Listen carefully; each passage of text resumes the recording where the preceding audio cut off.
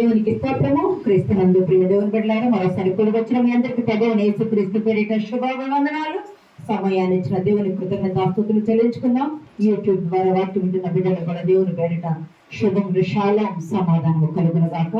ఈ రోజు మన అంశము లూకాసు వార్త 19వ అధ్యాయము 43వ వచనం చదువుకొని వాక్య ధ్యానములకు వెళ్దాం.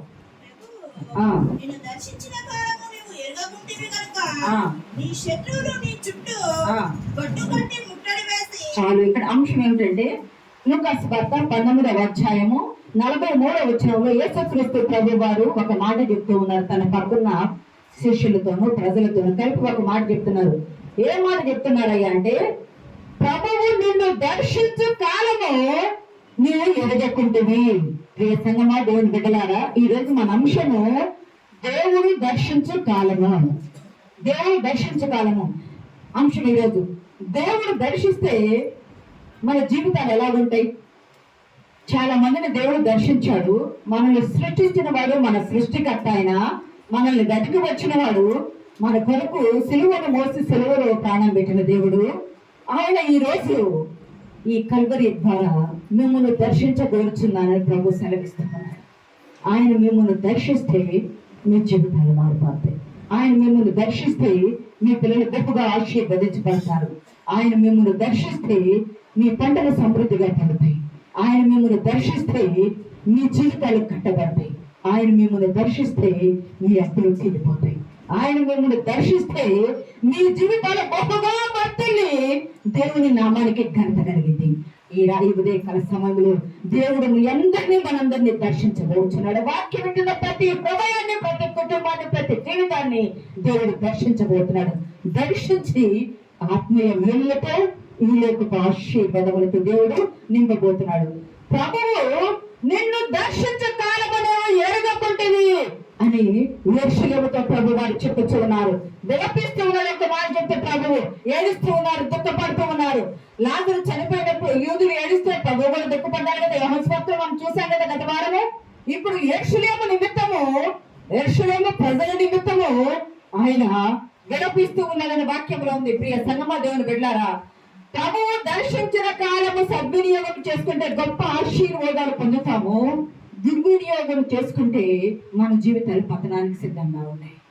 ఆయన మనల్ని దర్శిస్తూ ఉంటే, ఆయన మనకు ప్రత్యక్షమైతే, ఆయన మనల్ని చూడడానికి వస్తే, ఆయన మన ఎదుట నిలవబడితే, మనము సద్వినియోగం చేసుకుంటే మనం బహుగా ఆశీర్వదించబడతా. దేవుని నామానికి మహిమ కలుగునుగాక. మనము ఆయన దర్శనాన్ని, ఆయన ప్రత్యక్షతను, ఆయన సమీపాన్ని మనము చెడగొట్టి తృణీకరిస్తే చాలా నష్టాలకు గురవుతూ ఉంటాం. ప్రభు దర్శించే కాలాన్ని చూడవలసిన లేదు కానీ సామెతలుగా ఇది ప్రసంగ గ్రంథంలో సొలొమోను మహారాజు ఒక మాట అంటాడు కదా, ప్రతి దానికి ఒక సమయం కలదు.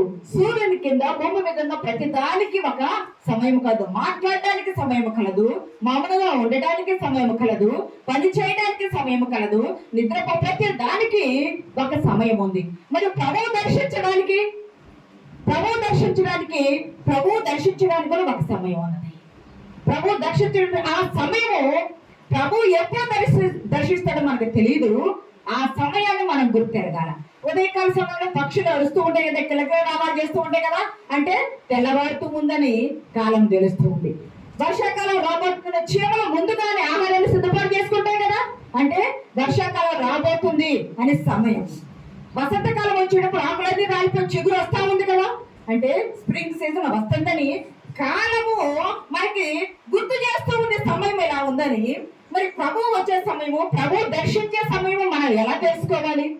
పాత నిబంధనలో ప్రభువు దర్శించినప్పుడు, కొత్త నిబంధనలో ప్రభువు దర్శించినప్పుడు దర్శనాన్ని పొందుకున్న వాళ్ళు ఎలాగ ఆత్మీయ మేలు పొందుకున్నారు? చాలా మంది ఉన్నారు. చాలాసార్లు దర్శనాలు వచ్చినాయి, కానీ కొన్ని మాత్రమే మనకు తెలిసినవి మళ్ళీ కొత్తగా మనం చూసుకుందాము. గమనించినట్లయితే హోషేయ గ్రంథము 12వ అధ్యాయము 3-4 వచనాలు ఒకసారి చదువుతున్నామండి. తల్లి గర్భమందు యాకోబు తన సహోదరుని మడిమరు పట్టుకొనేను. తల్లి గర్భమందు యాకోబు తన సహోదరుని మడిమ పట్టుకొనేను. మగసిని కలవాడే అతడు దేవునితో పోరాడాను. దేవునితో పోరాడే అంటారు. ప్రభు నామానికి మహిమ కలుగునుగాక. ప్రియ సంగమా, దేవుని బిడ్డలారా, తల్లి గర్భమందు పోరాటం నేర్చుకున్నాడు. మనుషులతో పోరాడాడు, కడుపులో ఉన్నప్పుడు సోదరుతో పోరాడు, బయటకు వచ్చిన తర్వాత సోదరుతో పోరాడాడు, బయటకు వచ్చిన తర్వాత తండ్రితో పోరాడాడు. ఇప్పుడు అక్కడ గమనిస్తే చాలా సార్లు చెప్పుకున్నాము, ప్రభువు దర్శించే కాలము ప్రతిదానికి సమయం కాదనుకున్నాము. సందర్భం ఉన్నది. ప్రభువు దర్శిస్తే ఆయన మనల్ని జీవింపు చేసే కాలం అయింది, ప్రభువు దర్శన కాలం అయింది, మనతో నిబంధన చేసే కాలం అయింది. ప్రియ సంగమా గమనించండి, సువార్త వినే దర్శన కాలం అయింది, కానీ ఈ సువార్త ద్వారాలు ఎప్పుడూ తెరచి ఉండవు. ఆయన మనల్ని దర్శిస్తున్నాడు. దర్శించినప్పుడు మనం మేల్కొని ఉండకపోతే, మనం ఆ సమయాన్ని గ్రహించకపోతే, సువార్త ద్వారాలు తండ్రి వచ్చి మనకి ఎందుకు సువార్త చెప్పడానికి కదా, సువార్త వింటే మనం ఆశీర్వదించబడతాం. ఊరికి ఆశీర్వాదాలు, ఇహలోకపు బాహ్యమైన ఆశీర్వాదాలు కోరుకుంటామే కానీ దేవుడు వచ్చి ప్రభు వచ్చి ఇదిగో తలుపు తగ్గుచున్నా, నా స్వరం విని మీరు తలుపు తీసినేలా నేను లోనికి వచ్చి మీతో కలిసి భోజనం చేతుల ప్రకటనలో సాధించారు కదా. అంటే ఆత్మీయ ద్వారాలు తెరవబడాలా, ఆత్మీయ దర్శనం మనం చూడాలా. ఎప్పుడైతే ఆత్మీయ నేత్రాలు తెరవబడి ప్రభువుని హృదయంలోకి ఆహ్వానిస్తామో, ఆయన దర్శన కాలాన్ని మనం గమనిస్తామో, మనకి ఆశీర్వాదాలు వస్తాయి. అందుకనే ఆదికాండము 6 చూడవసలేదు, కానీ నా ఆత్మ ఎల్లప్పుడూ నరులతో బాధించదు. ప్రభు వచ్చి అయ్యా మీరు మారు మనసు పొందండి, అయ్యా మీరు మారు మనసు పొందండి, అయ్యా దేవుని రాజ్యానికి మీరు రావాలా, నేను మీ కొరకు పరలోకం తీసుకువెళ్ళడానికి వచ్చాను, మీకు అక్కడ ఇల్లు సిద్ధపాటు చేస్తున్నానంటే ప్రజలు వెనకపోతా ఉంటే కొద్ది గూకులు వచ్చి దేవుడు 24/7 మనం లేపుతూ ఉంటారా, మనం పలకరిస్తూ ఉంటారా? ఉండను. ఆయన వచ్చి పిలిచినప్పుడు మనం విని జాగ్రత్త పడితే, ఆ స్వరము విని గ్రహిస్తే మనకు ఆశీర్వాదాలు. దేవుని ఆత్మ నరులతో ఎల్లప్పుడూ బాధించదు.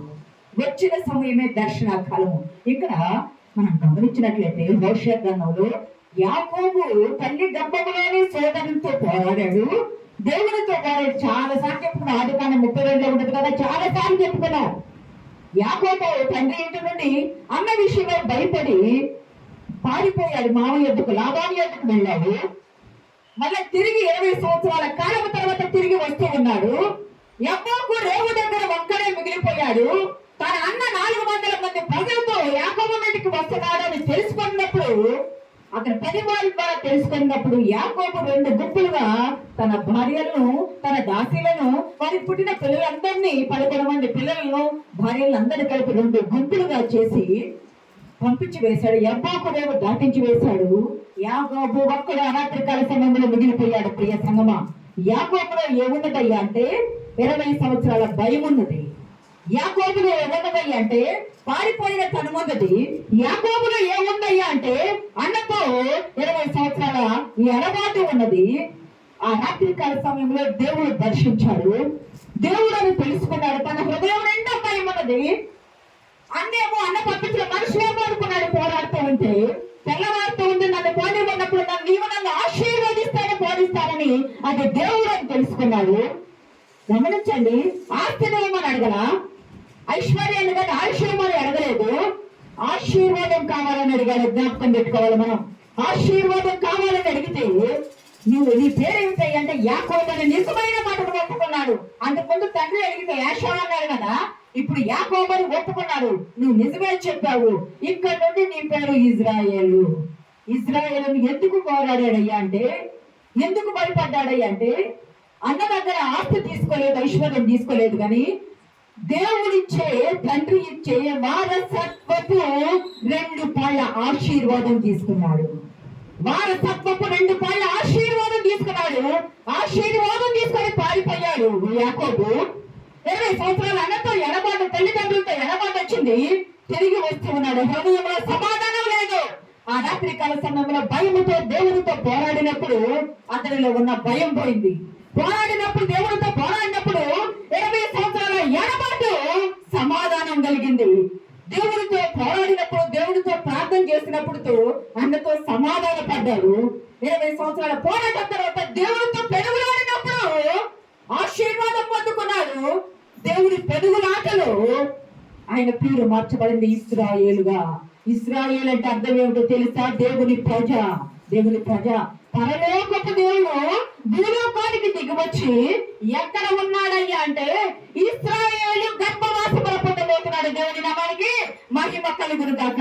పరలోకంలో ఉండాల్సిన దేవుడు భూమి మీదకి వస్తానని చెప్పారు కదా యేసుక్రీస్తు ప్రభు వారు. భూమి మీదకి రావాలి అంటే ఒక గోత్రాన్ని ఒక వంశాన్ని ఎన్నుకోవాలని చెప్పారు కదా, అది ఇజ్రాయేలీ. ఇజ్రాయేల్ గర్భవాసంలో 4వ కుమారుడైన యూదా పుట్టాడు. యూదా గర్భవాసం నుండి యేసుక్రీస్తు ప్రభు వారు వచ్చారు. ఆశీర్వాదం ఆశీర్వాదం ఆశీర్వాదం అని పెరుగులాడాడు. ఆశీర్వాదపు హక్కును పట్టుకొని తన గర్భవాసంలో తొలిచూలైన యేసుక్రీస్తు ప్రభు వారిని పుట్టడానికి కారణ జన్ముడయ్యాడు. ప్రియ సంగమా, దేవుని బిడ్డలారా, దేవుడు నిన్ను దర్శిస్తే, దేవుడు నిన్ను బ్రతిమాలితే, దేవుడు నీకు ఆశీర్వాదం ఇస్తే అది ఎప్పటికీ శాశ్వతంగా ఉండదు. కానీ ఈ రోజు నుండి రేపు పోయేది కాదు. 4,000 సంవత్సరాల క్రిందట యాకోబు ఆశీర్వాదం పొందుకున్నాడు. ఈ 4,000 సంవత్సరాలు దాటిన ఇప్పటికీ ఆశీర్వాదం శాశ్వతంగా. ఇజ్రాయేల్ దేవుడు, ఇజ్రాయేల్ ప్రజ, ఇజ్రాయేల్ నా కుమారుడు అన్నాడు దేవుడు. ఇజ్రాయేల్ గర్భం నేర్పుకుంటే ఇజ్రాయేల్ దేవుడిని అన్నాడు దేవుడు. దేవుని నామానికి మహిమ కలుగును గాక. ఆ ఇజ్రాయేల్ దేశం నేటికి నాటికి కూడా ఉంది. ప్రియ సంగమా, దేవుని బిడ్డలారా, దేవుడు దర్శిస్తే దర్శనం పొందుకున్న ఇజ్రాయేల్ యాకోబు ఇజ్రాయేలుగా మారి ఆ దర్శనాన్ని ఇప్పటి వరకు నిలుపుకున్నాడు. 2వ చూద్దాం చూడండి. నిర్గమాకాండం 3వ అధ్యాయం 2వ వచనం. ఫాస్ట్ గా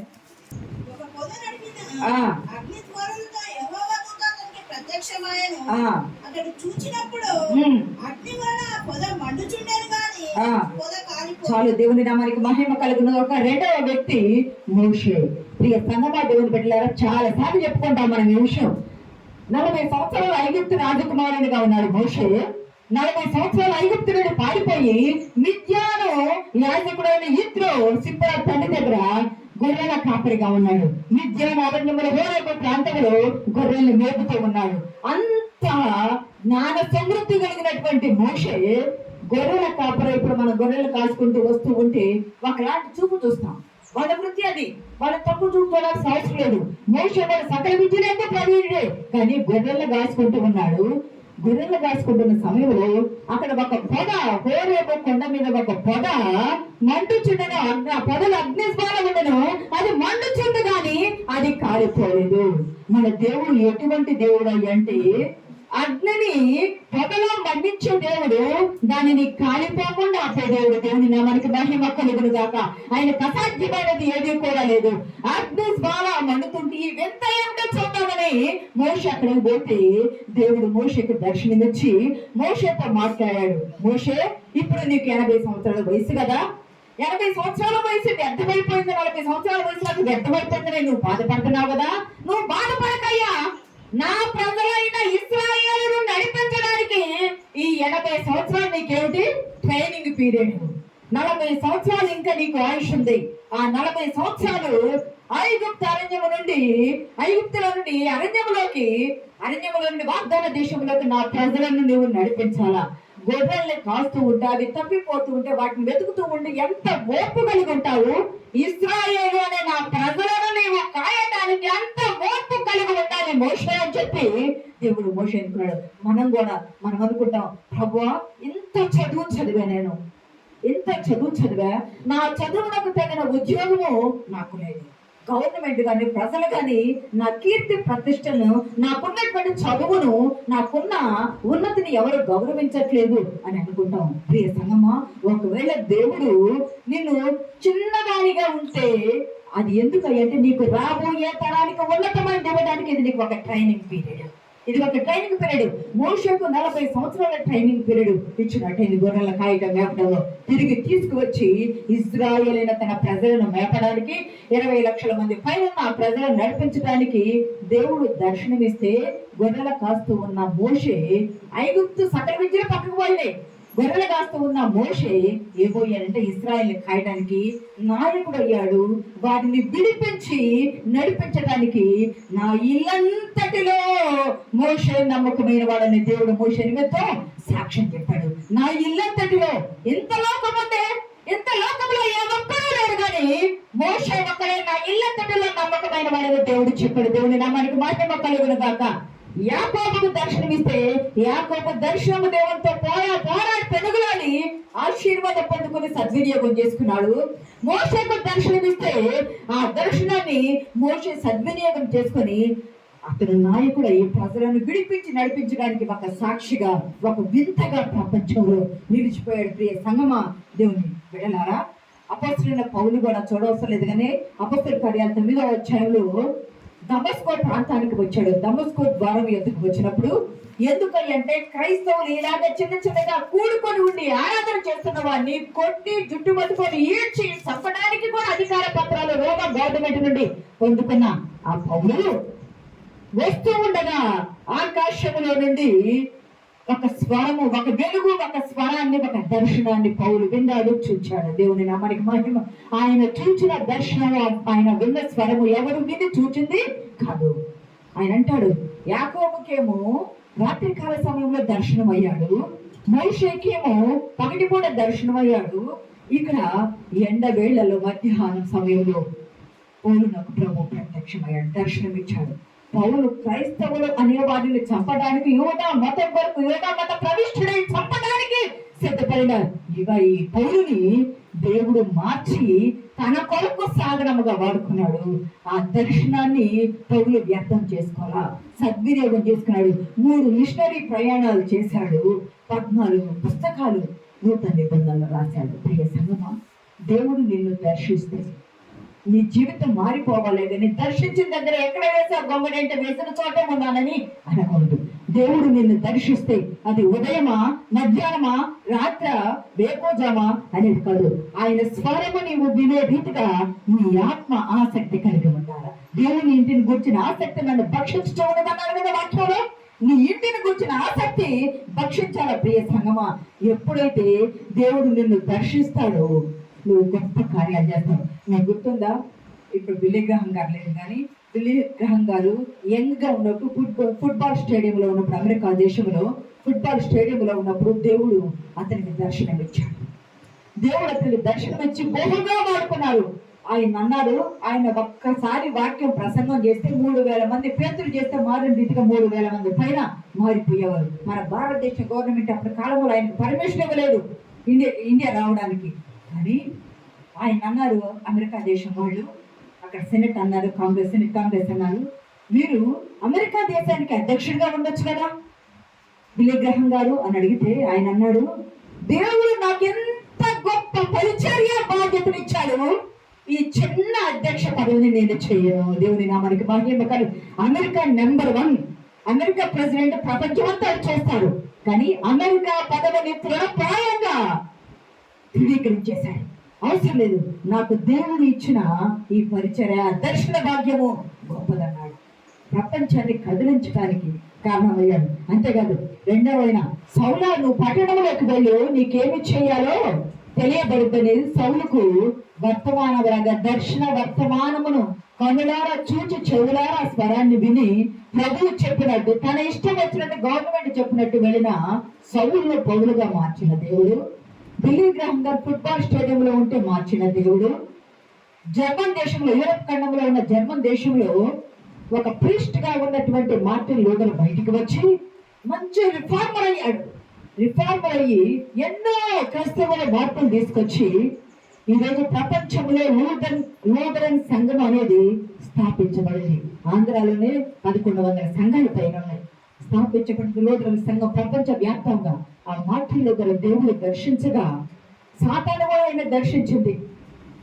సాతాను కూడా దర్శిస్తే గదిలోనికి వెళ్ళి కన్నీరు విడిచి ప్రార్థన చేసి సాతాను జయించుకొని ప్రపంచంలోనే జర్మన్ భాషలోకి ఈ బైబిల్ ట్రాన్స్లేషన్ చేశాడు. ఫస్ట్ లో హీబ్రూ నుండి గ్రీకు నుండి జర్మన్లోకి ట్రాన్స్లేషన్ చేశాడు. ప్రియ సంగమా, దేవుడు బిడ్డలారా, ప్రపంచ దేవుడు దర్శిస్తే ప్రఖ్యాతిగాంచాడు బిల్లీ గ్రహం గారు. దేవుడు దర్శిస్తే ప్రపంచ ప్రఖ్యాతిగాంచారు మార్టిన్ లూథర్ గారు. అంతేకాదు, మన సండే స్కూల్లో పాట పాడేవాళ్ళు, మీకు గుర్తుందో లేదు, జాన్ వెస్లీ మార్చేను ఇంగ్లాండ్ను అని చిన్నప్పుడు పిల్లలు పాడారు. జాన్ వెస్లీ మార్చాడు. ఎట్లా? చాప కింద నీరు వలె మామూలుగా కదలకుండా ఉన్న నీటిలో ఒక రాయి వేస్తే కదలికి వచ్చింది కదా. క్రైస్తవం అనేది ఎదుగు బదుగు లేకుండా ప్రార్థనకి వెళ్తున్నాం అంతే, వస్తున్నాం అంతే, ఏదో పోవాలి కాబట్టి పోతున్నాం అని నిర్జీవంగా ఉన్న క్రైస్తవ్యాన్ని ఉద్యమంలోకి నడిపించాడు జాన్ వెస్లీ. తల్లి సూజన్ వెస్లీ కన్నీటి ప్రార్థన చేసింది రాత్రులు కుమారులు ఎందుకు కూర్చొని. Charles Wesley, John Wesley, John అర్బట్ వీళ్ళు కలిసి ఇంగ్లాండ్ దేశాన్ని ఇప్పుడు మెథడిస్ట్ చర్చ్ అంటాం. ఎక్కడైనా మెథడిస్ట్ చర్చ్ హైదరాబాద్ లో కూడా ఉంటుంది. ఉన్నదేంటి అదే జాన్ వెస్లీ వాళ్ళు స్థాపించింది.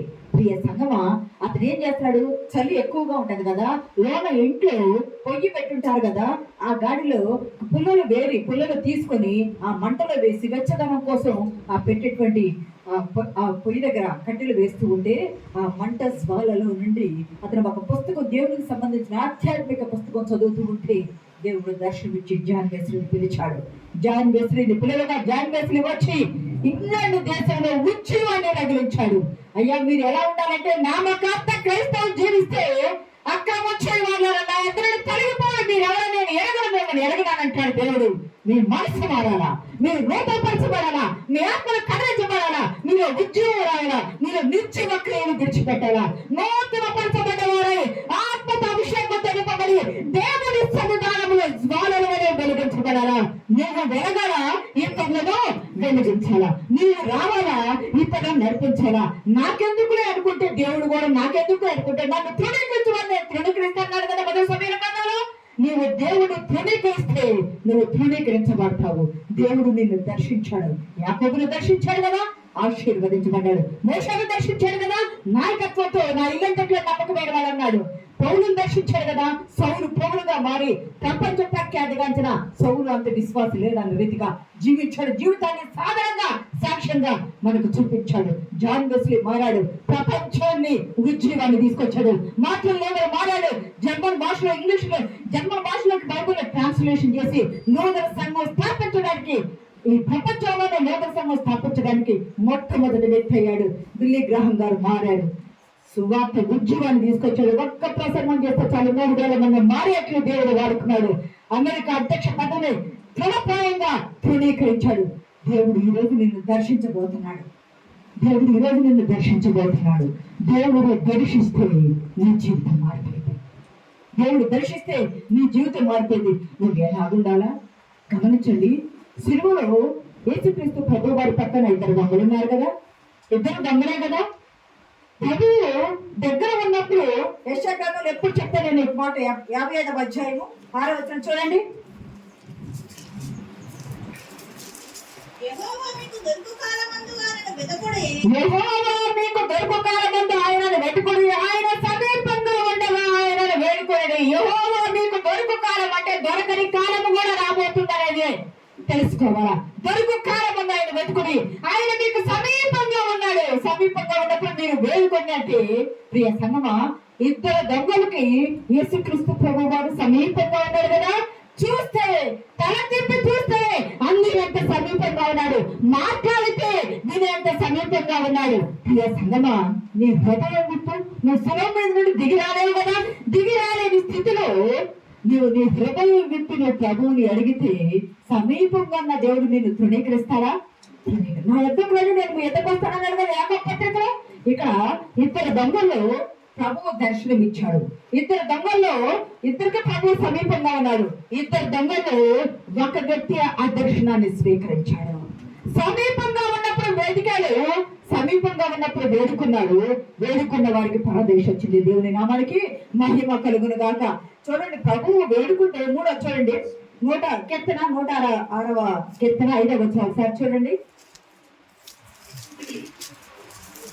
ఈ స్వస్థమైన వారితో కూడి కొనియాడునట్లు నీ ప్రజల యందు నీకున్న దయ చొప్పున నన్ను జ్ఞాపకం తెచ్చుకోవడము, నాకు దర్శనం ఇచ్చి నన్ను రక్షించము. 3వ అంశం ఏంటంటే ప్రభువు దర్శిస్తే మొదటి దానిలోనేమో ఆ సమాధానమే ఆశీర్వాదం వచ్చింది. 2వ దానిలోనేమో నాయకత్వము నమ్మకత్వం వచ్చింది. నా ఇల్లంతట్లో నమ్మకమైన వాడు. 3వ దానిలో ప్రభువు దర్శిస్తే మనకేమొచ్చింది అంటే రక్షణ వచ్చింది. దేవుని నామానికి మహిమ కలుగును గాక. రక్షణ వచ్చింది. ఇక్కడ ప్రార్థన, కీర్తనకారుడు చేసిన ప్రార్థన, నీ ప్రజల యొక్క నీ దయ చొప్పున నన్ను జ్ఞాపకం చేసుకోయా, నన్ను దర్శించి నన్ను రక్షించు. ప్రార్థన చిన్నదే. నీవు నన్ను దర్శించిన ఎడల నేను రక్షించబడకపోతే, నీవు నన్ను దర్శించినప్పుడు నేను నీ చేత రక్షించబడకపోతే నీవు నన్ను దర్శించినది నిష్ప్రయోజనమే. దేవుడు మనల్ని దర్శించాడు. దర్శించినప్పుడు మనం రక్షించబడలేదనుకో, ఇవాళ రేపు ఎల్లుండి వాయిదా వేస్తూ ఉన్నామనుకో, మన జీవితం ఏమైంది? వ్యర్థమైపోయింది. మళ్ళీ తిరిగి చూడటానికి వీలు కూడా ఉండదు. ప్రియ సంగమా, ప్రభువును దర్శిస్తే మనకి రక్షణ కావాలా. 2 కొరింథీ 6:2 ఒక మాట ఉంటుంది కదా, 2 కొరింథీ, ఇదే అనుకూల సమయము, ఇదే రక్షణా దినము. చదవండి. అనుకూల సమయమందు నీ మొర ఆలకించు. అనుకూల సమయమందు నీ మొర ఆలకించుము, రక్షణా దినమందు నిన్ను ఆదుకొందుని అని ఆయన చెప్పుచున్నాడు కనుక ఇదిగో ఇప్పుడే మిక్కిలి అనుకూలమైన ఇదిగో ఇప్పుడే మిక్కిలి అనుకూలమైన సమయము, ఇదే రక్షణా దినము. ప్రభువు ఎప్పుడైతే నిన్ను దర్శిస్తూ ఉన్నాడు, ప్రభువు ఎప్పుడైతే నిన్ను పిలుస్తూ ఉన్నాడు, ఆయన స్వరముని వింటే నువ్వు రక్షించబడతావు. నువ్వు రక్షించబడి నువ్వు దేవునిలో ఉండకపోతే ఒకనాటికి నువ్వు తీర్పుకు గురి కావాల్సి వస్తుంది. ప్రియ సంగమా, దేవుని బిడ్డలారా, ఇదే అనుకూల సమయము. ఎక్కడి నుండి దేవుడు మనం రక్షిస్తున్నాడు? సాతాను చెరలో నుండి రక్షిస్తున్నాడు, పాప బంధకాల నుండి రక్షిస్తున్నాడు, నాశనకరమైన గుడ్డలో నుండి రక్షిస్తున్నాడు, జగటగల దొంగ గూడిలో నుండి రక్షిస్తున్నాడు, లోక ఆశల నుండి రక్షిస్తున్నాడు. వీటన్నిటి నుండి రక్షించి మనకు దర్శనమిచ్చాడు ఆయన. దర్శనమిచ్చి వీటన్నిటిలో నుండి మనల్ని రక్షించి ఆయన లేవుతున్నాడు. ఆయన రక్షణను నీవు నిర్లక్ష్యం చేస్తే, హెబ్రీ 2:3 ఒక మాట అంటే చూడండి అమ్మా, ప్రభువు మనల్ని వీటి నుండి లేవనెత్తుతుంటే వెనకట్టలేని విలువైన తన రక్తము ద్వారా మనకు రక్షణ ఇచ్చి, తన ప్రాణం పెట్టి మనల్ని కనుక్కొని మనకు రక్షణ ఇస్తే, ఎంత గొప్ప రక్షణను నీవు నిర్లక్ష్యం చేసిన ఎలాగో తప్పించుకోవు. ఎక్కడి నుండి తప్పించుకోవు? మరణము నుండే. మరణం లోకంలో అందరూ పొందుతారు.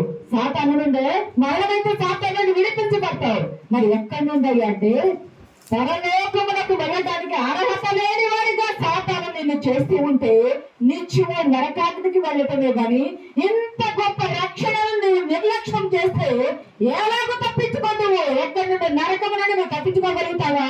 మరణము నుండి శాపము నుండి నువ్వు తప్పించుకోగలుగుతావా? ప్రియ సంగమా, దేవుని బిడ్డలారా, నిర్లక్ష్యం చేయవద్దు. నిర్లక్ష్యం చేస్తే ప్రభు సహించడు. ఆయన ఆలస్యం చేస్తాడేమో కానీ అన్యాయం చేసే దేవుడు కాదు. ఆయన అలక్ష్యం చేస్తాడేమో కానీ నిన్ను విడిచిపెట్టే దేవుడు కాదు. జాగ్రత్తగా ఉండాలి. నిర్లక్ష్యము నుండి నువ్వు తప్పించుకో. నిర్లక్ష్యంగా నువ్వు ఉండకూడదు. నరకము నుండి తప్పించుకోవాలంటే నువ్వు దేవుని ఎడల, ఆయన రక్షణ ఎలా, ఆయన దర్శన భాగ్యము ఎలా ఆసక్తి కలిగి ఉండాలా. ప్రియ సంగమా, దేవుని వెళ్ళారా, మీకు ఇంతకు ముందు 2 వారాలు చెప్పాను. డిఎల్ మూడీ గారని ఒక చేత్తు అమెరికా ఖండాన్ని, ఒక చేత్తు యూరప్ ఖండాన్ని, అంటే యూరప్ ఖండము అమెరికా ఖండం నిత్యము తిరుగుతూ సువార్త పరిచయం చేసే ప్రపంచ ప్రఖ్యాతగంచిన సువార్తికుడు ఆయన. ఒకసారి చికాగో పట్టణంలో పరిచర్య చేయడానికి ఆయన వెళ్ళినప్పుడు, ఆయన పరిచర్య చేస్తూ ఉంటే, ఆయన పరిచర్య చేసే సమయంలో వాక్యం చెప్పగా వాక్యం విన్నవాళ్ళు ఒక గొప్ప ధనవంతుడు ఆయన ఎద్దుకు వచ్చి, అయ్యా నాకు రక్షణ కావాలా, పాపాల నుండి నేను విడుదల పొందుకోవాలా, నేనేమి చెయ్యాలా, నేను ఇంత గొప్ప రక్షణ నేను నిర్లక్ష్యం చేయనయ్యా, నేనేమి చెయ్యాలని ఆయన చెప్పినప్పుడు ఆయన అంటాడు, నువ్వు రక్షణ పొందగొచ్చున్నావు కదా, రక్షణ పొందగొచ్చిన నీవు వచ్చి దేవుడు నన్ను నువ్వు రక్షించబడంటే అతను అంటాడు, నాకు వ్యసనాలు ఉన్నాయ్యా, నాకు వ్యాపారం ఉంది, నేను అబద్ధాలు ఆడతాను, నేను మోసాలు చేస్తాను. వీటన్నిటిని విడిచి ఆయన ఎద్దకు రావాలి కదా. రావాలంటే మరి వీటన్నిటిని విడిచి నాకు కొంత సమయం కావాలంటే డిఎల్ మోడీ గారు అన్నారు, అయ్యా నువ్వు ముందు దేవుని ఎద్దకు రా, అవన్నీ దేవుడు చెక్కబడతాడు. నువ్వు దేవుని ఎద్దకు వస్తే, దేవుడు నువ్వు పట్టుకుంటే ఆయన నిన్ను పట్టుకొని నీకున్న వాటన్నిటి నుండి నిన్ను చక్కబెడతాడయ్యా అంటే, నాకు కొంత సమయం కావాలని ఆ సహోదరుడు వెళ్ళిపోయాడు. ఆ ధనవంతుడు వెళ్ళిపోయాడు, ఇవన్నీ చక్క పెట్టుకోవడానికి సమయం కావాలని సువార్త ప్రకటించేశాడు. మళ్ళా యూరప్ ఖండంకి వచ్చాడు. కొన్ని సంవత్సరాల తరువాత మళ్ళా ఇదే చికాగో పట్టణానికి ఒక సంఘం ఆహ్వానిస్తే అక్కడికి పరిచయం చేయడానికి, సువార్త పరిచయం చేయడానికి డిఎల్ మూడీ గారు వెళ్తే, ఆయన వాక్య పరిచయం చేస్తున్న సమయంలో ఈ ధనవంతుడి యొద్ద నుండి కొంతమంది మనుషులు వచ్చి, అయ్యా మా యజమానునికి బాగలేదు, మీరు మా యజమాని వద్దకు వచ్చి మీరు ప్రార్థన చేయాలి, కొన్ని మంచి మాటలు చెప్పాలంటే వాళ్ళ మాటలు మన్నించి డిఎల్ మూడీ గారు అక్కడికి వెళితే అతను ఎట్లా ఉన్నాడయ్యా అంటే, ఒకసారి 28 గ్రంథం 8వ అధ్యాయం 20వ వచనం చూడండి. కోతకాలం గతించి ఉన్నది, ఆ గ్రీష్మకాలము జరిగిపోయేను. కోతకాలము గతించిపోయింది, గ్రీష్మకాలము జరిగిపోయెను. మనము రక్షణ నొందకే ఉన్నాము అని చెప్పుదురు. మనము రక్షణ నొందకే ఉన్నాము. కాలాలు జరిగిపోతున్నాయి, కోతకాలం వచ్చింది, గ్రీష్మకాలం గతించిపోతుంది, అయినా మనము రక్షణ నొందకే ఉన్నాము. వర్షం వస్తుంది, చలి వస్తుంది, ఎండ వస్తుంది, ఆకురాలు పోతున్నాయి, మన చిగురు గడ్డపోతుంది, కాలాలు తిరిగిపోతున్నాయి, సంవత్సరాలు గతించిపోతున్నాయి, కానీ రక్షణ నొందకే ఉన్నాము. ఈ వాక్య భాగము మూడుగా చదువుచుండగా అందులో ప్రాణం విడిచాడంట. రక్షణ లేకయే, ఇంత గొప్ప రక్షణను నీవు నిర్లక్ష్యం చేసిన కదా నరకము నుండి నువ్వు ఎలాగో తప్పించుకోవు. నీవు ఈ లోకములో ఉన్నంత కాలం సంపాదించావు. ఏమంటాడు కదా, ఈ లోకములకు వచ్చేటప్పుడు తల్లి గర్భం నుండి నేను ఏమీ తీసుకురాలేదు, పోయేటప్పుడు ఏమీ కూడా తీసుకుపోను. కానీ ఇదే అబ్దుల్ కలాం, మన రాష్ట్రపతి అబ్దుల్ కలాం గారు ఒక మాట అంటాడు, మన తల్లి, ఇదే బైబిల్ కొటేషనే, తల్లి గర్భం నుండి వచ్చేటప్పుడు మనం ఏమి తేలా, కాకపోతే శరీరం ధరించుకొని వచ్చాము. మనం శరీరం ధరించుకొని వచ్చాము. చనిపోయేటప్పుడు శరీరం కూడా విడిచి వెళ్ళిపోతాం. ఏమి తీసుకోవచ్చా చేతులతో? ఏమి తేడా? పోయేటప్పుడు ఆయన తీసుకొని పోతామా? ఏమి తీసుకొని పోము.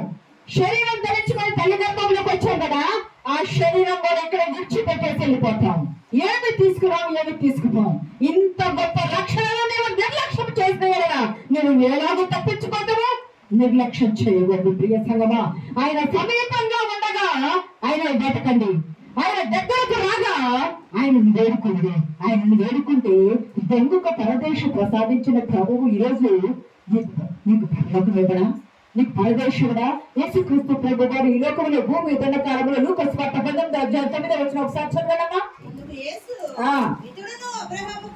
అందుకు ముందు 8వ వచనం చదవమ్మా. జక్కయ్య త్వరగా దిగిరమ్మా. యేసు ఆ చోటికి వచ్చినప్పుడు కన్నులెత్తి చూచి ప్రియ సంగమా గమనించండి, యేసుక్రీస్తు ప్రభు గారు ఈ లోకవాస కాదు, పరలోకవాసి. పరలోకము నుండి ఈ లోకవాసులైన పరలోకం తీసుకువెళ్ళటానికి సిద్ధపాటు చేయడానికి వచ్చిన రక్షణకర్త భూమి మీదకి వచ్చారు కదా. పరలోకం ఎక్కడుంటుందో మనం చూడలేదు వినటమే. పరలోకమైన భూమి మీదకి దిగి వచ్చిన ప్రభువు, పరలోకపు ప్రభువును భూమి మీద చూడాలని జక్కయ్య ధనవంతుడు, సుంకము గుర్తుదారుడు, అంటే మన భాషలో చెప్పుకోవాలంటే బిల్ కలెక్టర్, ట్యాక్స్ కట్టించుకున్న బిల్ కలెక్టర్. అయితే రోమా గవర్నమెంట్ తరఫున యూదుల దగ్గర పన్నులు వసూలు చేసేవాడు. యూదులు అతన్ని పాపిగా శంకరుగా ఎంచారు. అతను ఉన్న పాపమే మనకు తెలియదు, కానీ పన్నులు వసూలు చేస్తున్నందుకే సుంకరి పాపి అని పిలిచారు.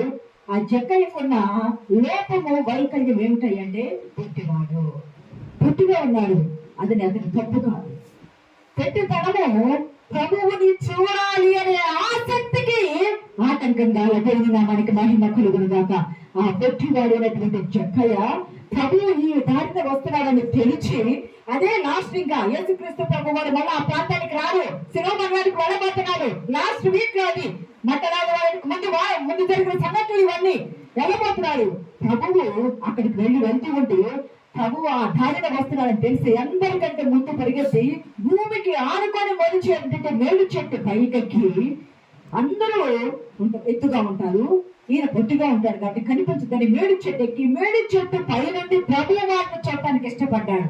అక్కడికి రాగానే, ఆ చెట్టు యొద్దకు రాగానే ప్రభు వారు ఆగి నిలిచి, జక్కయ్య నీ త్వరగా చెట్టు దిగు, నేను నీ ఎంట ఉండవలసి, ఎందుకంటే చిక్క దిగి వచ్చేసాడు.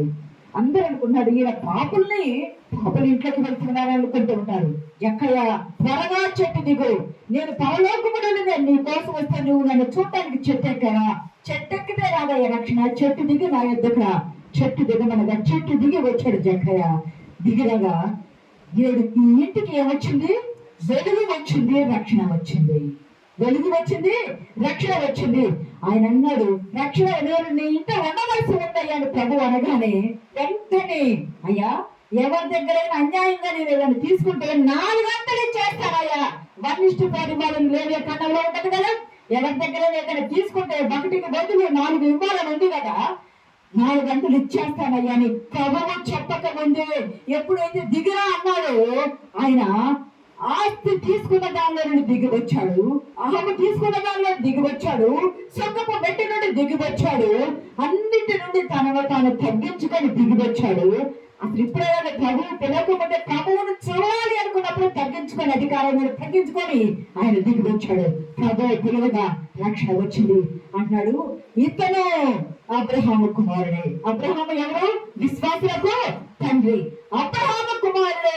యేసుక్రీస్తు ప్రభు వారు కూడా అబ్రహాము కుమారుడే కదా. అవునా?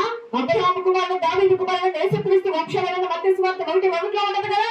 ఈయన కూడా అబ్రహాము కుమారుడు అంటే విశ్వాసమును బట్టి అబ్రహాము కుమారుడు. ప్రియ సంగమా, దేవుని బిడ్డలారా, మనము ఇక్కడ ఏమొచ్చిందో అంటే యేసుక్రీస్తు ప్రభు వారు దర్శిస్తే రక్షణ వచ్చింది. ఆ ఇంటికి వెలుగు వచ్చింది. ఆ వెలుగు వచ్చినప్పుడు వెలుగుని పోగొట్టుకోవాలి, సద్వినియోగం చేసుకున్నాడు జక్కయ్య. ఏదో వచ్చిందో చూడండి, రూతు గ్రంథము 1:6 వారికి ఆహారం ఇచ్చుటకు యెహోవా తన జనులను దర్శించాడు. ఇక్కడ గమనిస్తే ఆ రూతు గ్రంథంలో బెత్లెహేము అంటే బెత్తెలు ఇల్లు అని అర్థము. ఆ బెత్తెలు ఇల్లు అయిన బెత్లెహేములో కరువు కాలం రాగా మోయాబు దేశానికి వెళ్ళారు. నాయోమి భర్త తన 2 కుమారులు అక్కడికి వెళ్ళి భర్తను 2 కుమారులు పోగొట్టుకొని విత్తనాలు వలె అయితే కోడలను వెళ్ళిపోయి మనకి ఓర్పు వెళ్ళిపోయింది. రూతు నీ వెంట వస్తానండి. మళ్ళా ఆహారం ఇచ్చుటకు దేవుడు దర్శనం ఇచ్చాడు. బెత్లెహేమును దేవుడు ఎందుకు దర్శించాడయ్యా? బెత్లెహేమును ఎందుకు దర్శించాడయ్యా అంటే కరువు కాలంలో ఉన్నారు, వారికి ఆహారం ఇచ్చుటకు దర్శించాడని నయోమి వినింది. ప్రియ సంగమా, యాకోబును దర్శిస్తే యాకోబుకు సమాధానము ఆశీర్వాదం వచ్చింది. మోషేను దర్శిస్తే మోషేకు నాయకత్వము ఇలాంటి నమ్మకత్వం వచ్చిందని పేరుగాంచాడు. అంతేకాదు ఇంకా జక్కయ్యను దర్శిస్తే జక్కయ్యకు రక్షణ అనే వెలుగనేది వచ్చింది. ఇక్కడ బెత్లెహేమును దర్శిస్తే బెత్లెహేమునకు ఏమొచ్చిందయ్యా ప్రభు దర్శనం వల్ల అంటే ఆహారము సమృద్ధి వచ్చింది. ప్రభు అంటారు కదా, యేసుక్రీస్తు ప్రభు వారు జీవించిన కాలంలో ఆయన ఆ కొండ ప్రాంతాలకు వెళ్ళి పరిచర్య సువార్త చెప్పుచున్న సమయంలో చాలా మంది గుంపులుగా వస్తే వారి మీద కనికరపడ్డారు కదా. వారికి ఆహారం కట్టమన్నప్పుడు 5 రొట్టెలు 2 చిన్న చేపలు ఆయన ఆశీర్వదించి విరిచి ఇవ్వగా 5,000 మంది పురుషులు తిన్నారు. ఇంకా 12 గంటలు మిగిలి అన్నారు కదా. ప్రభువు నిన్ను దర్శిస్తే నీ కుటుంబంలో ఉన్న కలమంతా పోయి నీకు ఆహారం దొరికింది, నీకు సమృద్ధి దొరికింది, నీ పంటలు బాగా పండితే నీ ఇంటికి ధాన్యము ఏములు ఏళ్ళు సమృద్ధిగా ఉంటది. 5,000 మంది ఆహారం తినగా ఇంకా 12 గంటలు మిగిలి అని ప్రభు వారు చెప్పారు కదా. ప్రియ సంగమా, దేవుని బిడ్డలారా, ఇక్కడ ఒక మాట ఉంటుంది చూడండి. కీర్తన గ్రంథం ఇందాక మన రెస్పాన్స్ రీడింగ్ లో 34:10 సింహపు పిల్లలు మేలు గలవై ఆకలి గల ఏదేవో ఉంది భయభక్తులు గల వారికి ఏ మేలు కూడా కొద్దిగా ఉంటుంది. సింహ పిల్లలు మేలు కలిగి ఆకలి కొంటాయి, కానీ దేవుని అనే భయభక్తులు గల వారికి మేలు అనేది కొద్దిగా ఉండదు. అంతేకాదు కీర్తన 65:4 కూడా ఒక మాట చూడండి. కీర్తన 65:4 చేర్చుకున్నవాడు ధన్యుడు. ఈ పరిశుద్ధాలయం చేత ఈ మందిరంలోని మేలు చేత ఈ పరిశుద్ధాలయంలో ఈ పరిశుద్ధాలయం చేత ఈ మందిరంలోని మేలు చేత నీ మందిరంలోని మేలు చేత మేము తృప్తి పొందదము. నీవు ప్రభువు ఎందుకు వచ్చాడు కదా. మళ్ళా బెత్లెహేమునకు నయోమి వాళ్ళు వచ్చినప్పుడు వాళ్ళకి సమృద్ధి దొరికిందిగా. కరువును వెళ్ళాడు, కరువు లేకుండా సమృద్ధిగా వచ్చాడు. పంటలు బాగా పడిని ఆశీర్వదించబడ్డారు. సమృద్ధితో పాటు కుమారుడు కూడా వాళ్ళకి వచ్చాడు. జీవితకాలం వెళ్ళా లెక్కించబడ్డారు. యేసుక్రీస్తు ప్రభు వారు ఎందుకు వచ్చిన 5 రొట్టెలు పంచగా ఇంకా 12 గంటలు మిగిలి అన్నారు. ఎందుకంటే పరిశుద్ధాలయంలో మందిరంలోని మేలు చేత తృప్తి పొందేదము. దేవదూతల ఆహారము సమృద్ధిగా ఇచ్చాడు. కీర్తన 78:20 అంటారు కదా. దేవదూతల ఆహారము వారికి సమృద్ధిగా దొరికింది. ప్రభువుని ఎందుకు ఇస్తాయి, ప్రభువు నీకు దర్శనం ఇస్తాయి. అది కరువు కాలమైన నీకు సమృద్ధి. నువ్వు దాచుకోవడానికి నీ గరిసెల నిండుగా సమృద్ధి అయిన ధాన్యం వచ్చిన దేవుని నామానికి మహిమ కలుగును గాక. ప్రియ సంగమా, ఇప్పటి వరకు దేవుడు దర్శిస్తున్నాం. యాకోబును దర్శిస్తే చూసాము, మోషేను దర్శిస్తే చూసాము, జక్కయ్యను దర్శిస్తే చూసాము, బెత్లెహేమును దర్శిస్తే చూసాము. మరి దర్శించు కాలము, దర్శించు స్థలము ఎక్కడ? ప్రభువు దర్శిస్తే వచ్చి ఆశీర్వాదాలు తీసుకున్నాం కదా, వాళ్ళు పెట్టుకున్న మూలు తీసుకున్నాం కదా. ప్రభువు దర్శించే స్థలం ఎక్కడ? ప్రభువు దర్శించే స్థలం ఎప్పుడైతే ప్రభువు దర్శించే స్థలం నిర్గమాకాండం 3:18 ఒక మాట చూడండి. నిర్గమ 3:18. వారు నీ మాట విందురు కనుక నీవును ఇశ్రాయేలు పెద్దలను ఐగుప్తు రాజు వద్దకు వెళ్ళి అతన్ని చూచి హెబ్రీయుల దేవుడైన యెహోవా మాకు ప్రత్యక్షమాయెను గనుక మేము అరణ్యమునకు 3 దినముల ప్రయాణమంత దూరము పోయి మా దేవుడైన యెహోవాకు బలిని సమర్పించుదుమని. ఎక్కడయ్యా దేవుణ్ణి దర్శించే స్థలము ఎక్కడయ్యా అంటే ఇశ్రాయేలీయులు అంటారు, అయ్యా ఫరో దగ్గరికి వెళ్ళి మా దేవుడు మాకు చెప్పాడు, మా దేవుడికి మేము బలులు అర్పించాలి, మా దేవుడి ఎందుకు వెళ్ళి ఆయన ముఖ దర్శనము చేయాలి, 3 దినములంత ప్రయాణం మేము వెళ్ళాలి, నీవు మమ్మల్ని పంపించాలి అంటే 3 దినములంత ప్రయాణం చేసి అక్కడికి వెళ్ళి బలిపీఠము కట్టి దేవునికి బలులు అర్పిస్తారు. పాత నిబంధనలో దేవుడు దర్శించే స్థలం ఏమిదయ్యా అంటే బలిపీఠము. దేవుని బలిపీఠము యొక్క దేవుడు దర్శనమిస్తాడు. ఏరియా బలిపీఠం కట్టి బలి అర్పించినప్పుడే కదా పరలోకం నుండి అగ్ని దిగి వచ్చింది. ఎక్కడైనా అబ్రహాము, ఇస్సాకు, యాకోబులు కూడా బలిపీఠం కట్టి బలి అర్పణ చేసినప్పుడు పాత నిబంధనలు ఆ బలి అర్పణ దేవుడు అంగీకరించాడు. మోరియా పర్వతం మీద 22:18 మనం చూడవలసిన లేదు కానీ మోరియా పర్వతం మీద ఇస్సాకు బలిపీఠం కట్టి దహనబలి ఇవ్వడానికి వచ్చినప్పుడు కదా పరలోకమైన పోచడించి అబ్రామా నీవు నికుమారుడు అబ్రహాము నీవు నికుమారుడిని బలి వద్దన్నారు. అతనికి బదులు పొట్టేలు కొమ్మలు తగులుకొని పొద్దులో ఉన్న పొట్టేలు బలి ఇవ్వబడింది. కానీ అబ్రహాము కుమారుడైన యేసుక్రీస్తు ప్రభువు వారు శిలువ మీద బలి అయిపోయాడు. జ్ఞాపకం పెట్టుకున్నా. ఇస్సాకు బ్రతికాడు. అబ్రహాము కుమారుడైన ఇస్సాకు, శరీర కుమారుడైన ఇస్సాకు బ్రతికాడు. వారసత్వంగా వచ్చిన అబ్రహాము కుమారుడైన యేసుక్రీస్తు ప్రభువు వారు శిలువ మీద బలియాగమయ్యారు. అబ్రహాము బలి, అబ్రహాము కుమారుడు బలి యేసుక్రీస్తు ప్రభువు వారు. ప్రియ సంగమా దేవుని బిడ్డలారా, మొదటిది బలిపీఠము దగ్గర, రెండవది దర్శించే స్థలం ఎక్కడయ్యా అంటే నిర్గమాకాండం 25:22 వచ్చిన చూడండి. నిర్గమాకాండం 25:22 వచ్చిన ఇక్కడ ప్రత్యక్ష గుడారం మోషే కాలం వచ్చింది.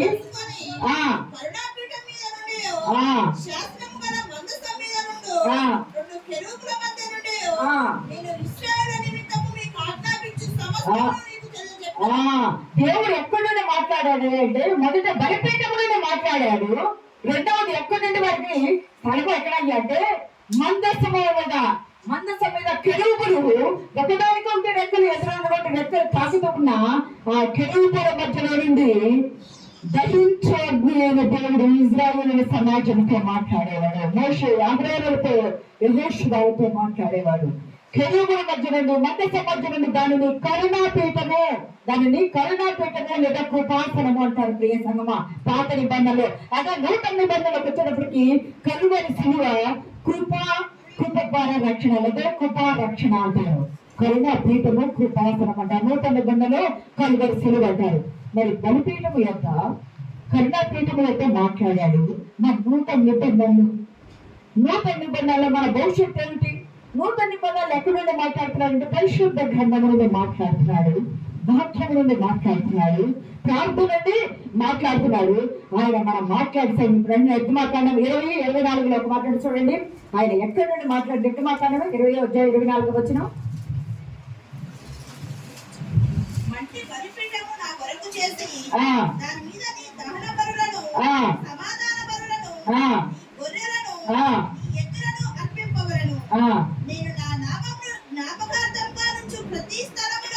నా నామమును జ్ఞాపకార్థంగా ఉంచు ప్రతి స్థలమందు ఆత్మస్వరూపము దేవుడు తానే తన ప్రజలకు వచ్చి వారిని ఆశీర్వదిస్తున్నాడు. ప్రభు అన్నాడు, బలిపీఠం ద్వారా మాట్లాడాను, కెరూబుల మధ్యలో మాట్లాడాను, ఇప్పుడు శిలువ సింహాసనం నుండి నేను మీతో మాట్లాడాను. ఇప్పుడు మీ కొరకు ఎక్కడి నుండి మాట్లాడుతుంటే ప్రతి స్థలమందు ఆయన నామము జ్ఞాపకార్థంగా వచ్చిన ప్రతి స్థలములో నుండి నేను మీతో మాట్లాడి మిమ్మల్ని ఆశీర్వదించడానికి వచ్చానని చెప్పాడు. సంగమాదేవుని బిడ్డారా, ఈ రోజు ప్రభు దర్శనం ఇచ్చి నీతో మాట్లాడుతున్నాడు. లాస్ట్ లో నవ్వుకొని మనం ముగించుకున్నాము. మీకు గుర్తుందా మన భవిష్యత్తు ఏమిటయ్యా అంటే పరలోకము నుండి దేవుడు భూలోకానికి వచ్చి భూలోకములు ఎందుకయ్యా ప్రభు ఉన్నాయంటే భూలోకము నుండి మనల్ని పరలోకం తీసుకుపోవడానికి రక్షణను మనకు ప్రకటించి రక్షణను ఇచ్చి పరలోకంలో మన కొరకు స్థలం సిద్ధపాటు చేస్తాం తండ్రి చెప్పు వెళ్ళి ఉన్నారు కదా. మన సిద్ధపాటు మన భవిష్యత్తు ఎక్కడ కొరకయ్యా? భూలోకంలో నివసించేది దేని కొరకయ్య అంటే పరలోకము చేరే వరకు ఆ రక్షణ పాత్ర నిర్లక్ష్యము చేయకుండా ప్రతి స్థలం అంటే జ్ఞాపకార్థంగా ఆయన నామం ఉంటున్న ప్రతి స్థలం ముందు ఆయన చిత్తం చెప్పిన మనం చేసి వెళ్ళాలనేది మీకు గుర్తుందా? ఆదికాండం 50:25 యేసేపు చనిపోబోయే ముందు ఇజ్రాయేలుతో ఒక మాట అంటాడు. చదవడం అక్కడ భవిష్యత్ అది. దేవుడు నిశ్చయముగా మిమ్మల్ని చూడవచ్చును. 50:21 దేవుడు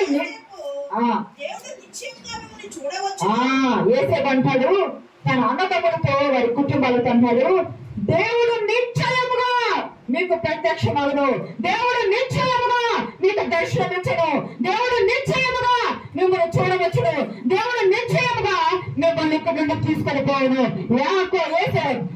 అబ్రహాములకు అయ్యా 400 సంవత్సరాలు మీరు బానిసత్వంలో ఉంటారు, మీ 4వ తరం వస్తారని చెప్పారు కదా.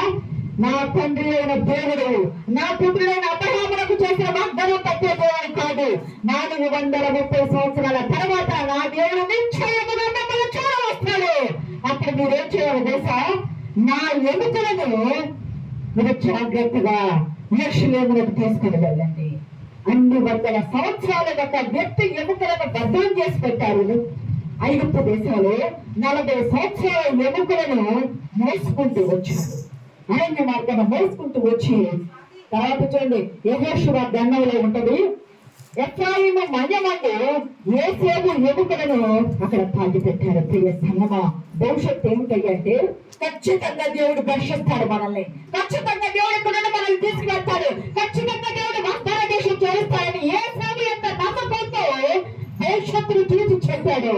అలాగే ఖచ్చితంగా రాకడ వస్తుంది, ఖచ్చితంగా దేవుడు మనల్ని దర్శిస్తాడు, ఖచ్చితంగా మనం ఎత్తబడతాము. నమ్మకత్వం సిద్ధపాటు కలిగి ఉండాలా. ఆయన దర్శన కాలంలో ఆయన ముఖ దర్శనం చూసేటప్పుడు మనం ఎత్తబడే బిడ్డలుగా ఉండాలా. ప్రియ సంగమా, దేవుని బిడ్డలారా, యాకోబును దర్శిస్తే యాకోబు ఆస్వాదించబడ్డాడు కదా. ఈ రోజు నీ కుటుంబంలో ఉన్న శోధన ఏమిటి? చదువు గురించా, ఉద్యోగం గురించా, వివాహం గురించా, అప్పుల గురించా, బిడ్డల భవిష్యత్తు గురించా? పెళ్లి కార్డు లేదనా, ఇంకా సంబంధాలు రావడం లేదనా, పంటలు లేదనా, పొలం లేదనా, ఇల్లు లేదనా, అనారోగ్యమా, అన్నిటితో కొట్టు పెట్టాడుతూ ఉంటాం. ఇప్పుడైతే యూకేలో ఉన్నవాళ్ళు లేదా అమెరికాలో కెనడాలో ఉన్న కొంతమంది ఫోన్ చేసి అంటే ప్రార్థన చేయండి కోరుతున్నారు. ఎందుకంటే అంత దూరం వెళ్ళారు, సెటిల్మెంట్ గుర్తుగా లేదని భయం, లక్షలు కష్టపెట్టుకుని వెళ్తారు. గవర్నమెంట్ ఏ స్థితి మారుద్దని భయం. కానీ మన దేవుడు ఎటువంటి దేవుడు అంటే దర్శనం ఇస్తే, మాట ఇస్తే తగ్గే దేవుడు కదా. దేవుని నామానికి మహిమ కలుగును గాక. ఈ రోజు దేవుడు నిన్ను దర్శించి గవర్నమెంట్ ఏ రూల్స్ పెట్టినా నీ కొరకు రూల్ మార్చే దేవుడు నీ దేవుడు, నీ కొరకు దిగి వచ్చే దేవుడు నీ దేవుడు. నిన్ను దర్శిస్తే చేయబట్టుకుని లేవనెత్తే దేవుడు. సకలమైన అభివృద్ధి ఆశీర్వదించి మనం ఏ స్థితిలో ఉన్నాము, ఏ స్థితిలో ఉన్నా మనల్ని దేవుడు ఏ స్థితికి తీసుకొచ్చారు. ఇంతగా ఆశీర్వదించిన దేవుడు ఇంక ముందుగా విడిచిపెట్టే దేవుడు మన దేవుడు కాదు. నువ్వు నిర్లక్ష్యం చేయవద్దు. ఆయన దర్శనాన్ని వెలుకోగలిగి ఉండు. ఆయన ఒక్కసారి పిలిస్తే 2 మార్లు వినిపిస్తుంది. పిలిచినప్పుడు తొలగడానికి సిద్ధంగా ఉండు. ఆయన సన్నిధికి రావడానికి వేగపడు, ఆసక్తి చూపించు. నీ ఆసక్తి నీ పిల్లలకు ఆశీర్వాదం, నీ ఆసక్తి నీ పిల్లలకు వెలుగు, నీ ఆసక్తి నీ బిడ్డల భవిష్యత్తు, నీ ఆసక్తి దేవుడు నిన్ను సిద్ధపాటు, నీ ఆసక్తి పరలోకం చేరే వరకు మనకు నడిపించే రీతిగా నడిపిస్తాడు. ఆసక్తి కలిగి ఉండు. ప్రభు దర్శనం పొందుకున్నాం. ఆయన దర్శనం పొందుకొని ఆయన దర్శనములు ఆశీర్వదించి ముందుకు సాగిపోయేందుకు పరిశుద్ధాత్మ దేవుడు మనకు సహాయం దయచేయను గాక. ఆమేన్.